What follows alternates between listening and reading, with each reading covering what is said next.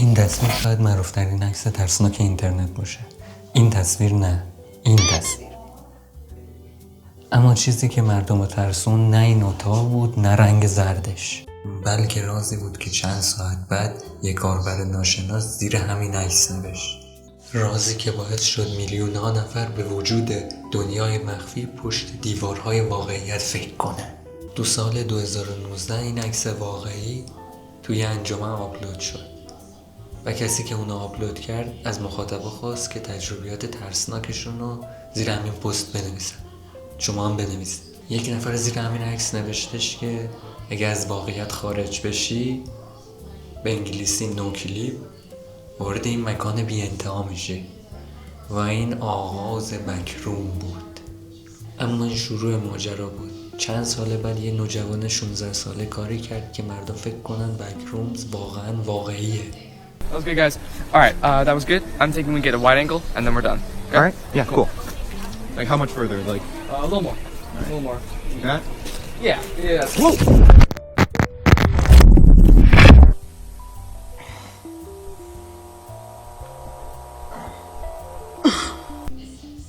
این واقعیه یا کیکه؟ راستی بچه ها واقعیه یا کیکه الان کجا هست؟ ولی هنوز یه سوال بی جواب مونده. چرا دیدن یک اتاق خالی زرد ترسناکه؟ روانشناسا اسم این حالت رو میذارن فضای لیمینال. فضای لیمینال فضاهایی هستن که باید در حقیقت پر از آدم باشن ولی نیستن. مثل یه مرکز خرید که همه مغازهاش بازه اما هیچ مشتری یا مغازه‌داری توش نیست، یا یه فرودگاه که هیچ پروازی انجام نمیده، یا مثل انیمه شهر اشباح. دقیقاً از همین تکنیک روانشناسی استفاده کرده. وقتی چیهیرو و مادر پدرش وارد یه مکانی میشن که پر از مغازه است ولی نه فروشنده توش هست نه مشتری.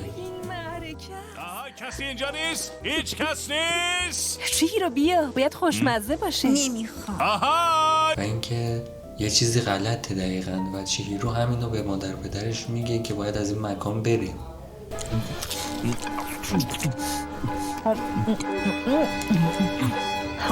مامان بابا بیای.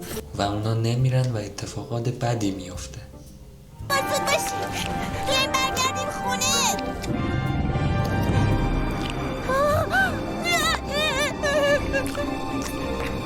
دقیقاً مغز ما این مکانها رو آشنا تشخیص میده ولی چون چیزی سر جاش نیست احساس خطر میکنه. در واقع ترس اصلی بکروم از هیولاهاش نمیاد، از خالی بودنشه. حالا جالب اینجاست داستانی که با یک عکس بیکیفیت و چند خط متن شروع شد حالا به جای رسیده که یه استدیو بزرگ فیلمسازی فیلمش هم ساخته.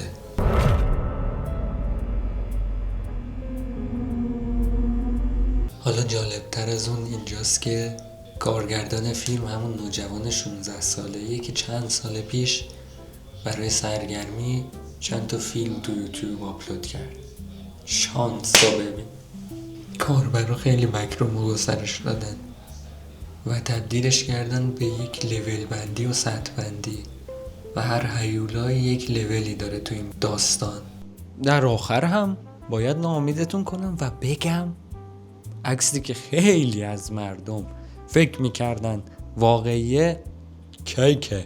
خود میگم کیکه واقعی بود. البته این عکس با هوش مصنوعی جنریت نشده چون تو اون سالها اصلا هوش مصنوعی وجود نداشته و خیلی از مردم به خاطر همین دلیل فکر میکردن این عکس واقعیه. ولی بعدها معلوم شد که این عکس تو سال 2003-2004 از یک مغازه موفروشی که میخواسته بازسازی بشه گرفته شده. مرسی که تا اینجا ویدیو رو نگاه کردین. میدونم که کیفیت ویدیو چنگی به دل نمیزنه ولی اگه دوست داشتی لایک کن، ساب کن، چون دیگه فرصتی نمونده برای یوتیوبر شدنم. یوتیوب داره قوانینش رو تغییر میده و این مرگ یک رویاست. دوستتون دارم. خداحافظ.